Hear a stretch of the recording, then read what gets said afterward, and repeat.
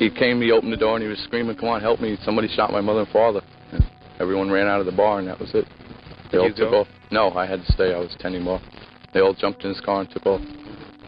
Today, police combed the DeFeo's handsome three-story house for clues while divers explored the backyard swimming pool for the still unfound murder weapon. Police have been questioning the son, Ronald, and now say he is being, quote, safeguarded. Investigators say without explanation that they now feel young DeFeo was in the house at the time of the murders, but they're not yet considering him a suspect. And so forth. We have no suspect at this time. We have no indication of the motive at this time. What about Ronald DeFeo, the son, the surviving son? Ronald is being safeguarded by the Suffolk County Police at this time. Why safeguarded? Why? Because there's 6 members of the family dead, and we don't know why, and he's the sole remaining member. Is he also a suspect? He's not a suspect at this time. Few people in the neighborhood knew the family well, but those who did described them as close-knit. Well, I think they were just very sweet, very religious people, very family-minded people. And that's about all I could say. Very good, very generous, this type. Very close with their children. There's one element in the usual mass murder story which seems to be missing from this case. There's no sense of fear in this community. No feeling of a mass murderer on the loose. People we talked to seem to feel that whatever was the motive for this crime, it had something to do with the family. It's not something that's going to return to bother anyone else. In Amityville, Long Island, Phil Barno, News Center 4. In the early evening hours of November 13th, 1974, the patrons of Henry's Bar, a tavern located at the corner of Merrick Road and Ocean Avenue in Amityville, chatted while sipping their beers and cocktails. To them, the start of the evening seemed just like a typical one in Amityville, calm and uneventful. By night's end, however, life in Amityville would never again be the same. At 6:30 p.m., Ronald DeFeo Jr., known by the locals as Butch, opened the door to the bar and yelled, "You gotta help me! I think my mother and father are shot." One of the patrons seated at the bar was Robert Bobby Kelsky, an out-of-work brick mason and Butch's best friend. Bobby raced to his friend, who had fallen to his knees. Crying hysterically, Butch again pleaded for help. "Bobby, you got to help me. Somebody shot my mother and father." "Are you sure they're not asleep?" Bobby offered. "No, I saw them up there." "Come on then, let's go." Butch got to his feet and called for others at the bar to follow Bobby and him back to the house. Answering Butch's call was John Altieri, Joey Yeswaite, Al Saxton, and William Scortamaglia, owner of Henry's Bar. The 6 men piled into Butch's 1970 blue Buick Electra 225. Butch climbed in the back while Bobby took the wheel. Although the DeFeo house was only a block away, Bobby drove frantically down the street. One of the men yelled out for him to slow down, but Bobby ignored the comment, arriving at 112 Ocean Avenue in a matter of seconds. The DeFeo residence was a large, rambling, 3-story Dutch colonial home built in 1925. Because the property was long and narrow, the dark, shingled house sat sideways with the front door facing the elongated driveway. At the end of the DeFeos' 237-foot-long lot sat their boathouse, right at the edge of the Amityville Creek. But the most distinguishable characteristic of 112 Ocean Avenue was its dramatic front yard. Overlooking the street were 2 quarter-moon windows that looked like eyes, a feature common in Dutch colonial homes. On the front lawn stood a lamppost with a sign attached that read, "High Hopes," a symbolic title of the family's life in suburbia. Kneeling behind the sign were 3 figurines of children praying to a larger statue of Saint. Joseph holding the baby Jesus. Bobby pulled the car to a quick halt and climbed out. As he climbed up the front porch steps, one of the other men cautioned, "Be careful. Somebody might be in there." "I don't care," Bobby yelled as he opened the unlocked door to the DeFeo home. The house was quiet, except for the barking of Shaggy, the DeFeo's sheepdog, who was tied up to the inside of the kitchen's back door. Because the dog was not totally housebroken, the family routinely tied the animal there.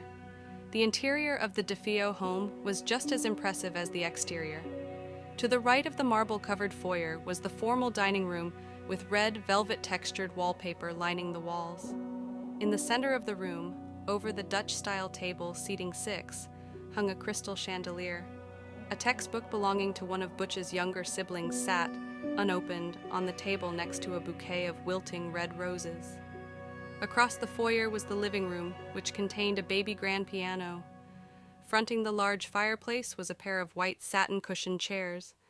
Lavish paintings and statues were scattered throughout the room. It was evident that Butch's parents insisted on the most expensive items for their house.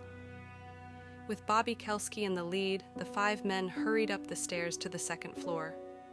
Bobby, a regular visitor to the DeFeo household, knew exactly where the master bedroom was located.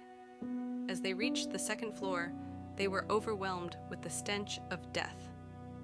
Bobby stopped at the doorway to the master bedroom and hit the light switch.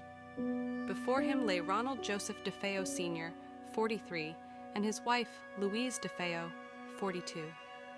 A hole in the center of DeFeo Sr.'s bare back was the first indication the couple was not sleeping.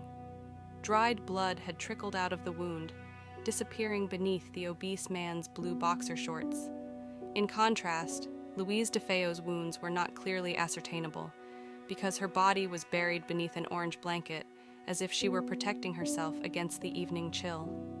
Behind the bed was a mirrored wall, which eerily reflected the macabre scene. Seeing that Bobby was ready to pass out, the other men led him downstairs, past the life-size portraits of family members that hung on the staircase wall. John Altieri remained on the second floor and checked out the northeast bedroom. Clipper ships, cannons, and eagles dotted the room's wallpaper. To the left of the door lay several statues and figurines that one would expect to find in a devout Catholic home. Strewn across the floor were athletic shoes and toys signaling that the bedroom belonged to a boy, 2 boys to be exact. On opposite sides of the room lay the bodies of 2 young boys, face down like their parents. In the bed on the left lay the body of John DeFeo, 9. Altieri could not pinpoint the bullet hole in John's back since the Knicks sweatshirt he was wearing was covered in blood. In the other bed lay John's brother, Mark DeFeo, 12. Next to Mark's bed was a pair of crutches and a plain gray wheelchair. The boy had recently suffered a football injury and needed their assistance to get around. At the foot of his bed lay a crumpled up green and yellow bedspread and an orange blanket. This time, Altieri could make out the wound, a single bullet hole in the center of the boy's back. Seeing more than he had wanted, Altieri left the room and rejoined the others on the ground floor. There, Joe Yesvoit called 911, giving details to an emergency operator. The proceeding was taken from Chapter 1 of the night the DeFeos died. What is going on, guys? I know this is not something that is usually shared on gaming channels, but I had to bring this to you guys because, like you, I've always been interested in the Amityville horror story. So let's get right into it. On the tragic evening of November 13th, 1974, I found out that was a Wednesday. Like today, 50 years ago, a Wednesday. That is very crazy. A young man shoots and kills his entire family with a .35 caliber Marlin rifle as his parents, 2 brothers and 2 sisters, apparently sleep. The gruesome murder of the DeFeo family shakes up the sleepy Long Island town of Amityville and leads to decades of horror storytelling. Ronald Butch DeFeo Jr. told people that night at an Amityville bar that his parents had been shot inside his home, an upscale dwelling with a statue of the Virgin Mary and a sign declaring high hopes in front. Several bar patrons accompanied him back to the now famous house at 112 Ocean Avenue, where someone had called Suffolk County Police to report the murders.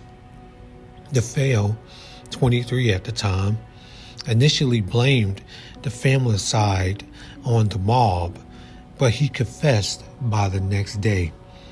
Once I started, I couldn't stop, Ronald DeFeo said about slaying his family, though he claimed that the voices from the house made him do it. DeFeo was reportedly a known LSD and heroin user. He killed his entire family, parents, Ronald DeFeo Sr., a car salesman, and Louise, daughters Dawn, 18, and Allison, 13, and sons Mark, 12, and John Matthew, 7. All 6 family members were found in their beds, face down, hands raised above their heads. Oddly, no one in the neighborhood reported hearing gunshots, and there were no signs of struggle in the house. Homicide detectives said this was the largest number of slayings in a single incident on Long Island in recent memory. Ronald DeFeo went on trial for the murders on October 14, 1975. His attorney argued for an insanity defense, but DeFeo was convicted of all the murders and sentenced to 6 consecutive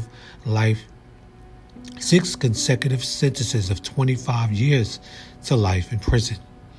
The DeFeo murders inspired the supernatural haunting story that led to the Amityville horror book in 1977 and movie in 1979.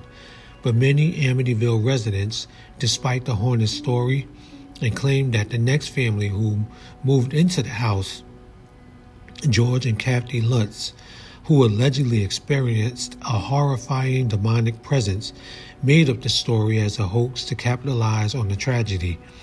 Their claims included green slime seeping down the walls, windows simultaneously shattering, a ghost boy piercing out of the doorway, allegedly capturing in an infrared photo, and Miss Lutz levitating above the bed.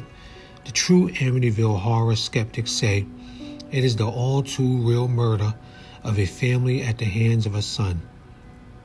I guess the Amityville horror really is supposed to be me because I'm the one who got convicted of killing my family. DeFeo, who changed his story many times, once said, "I'm the one they say who did it. I'm the one that's supposed to be possessed by the devil."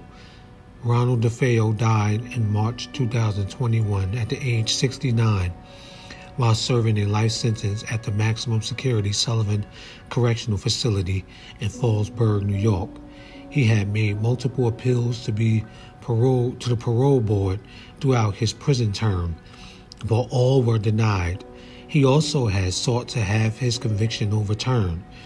Today, the former DeFeo house, which was changed ownership several times, remains famous. Horror fans frequently drive by the 3-story home, which has its iconic quarter-circle windows, which look like a pair of eyes, changed to make it less recognizable.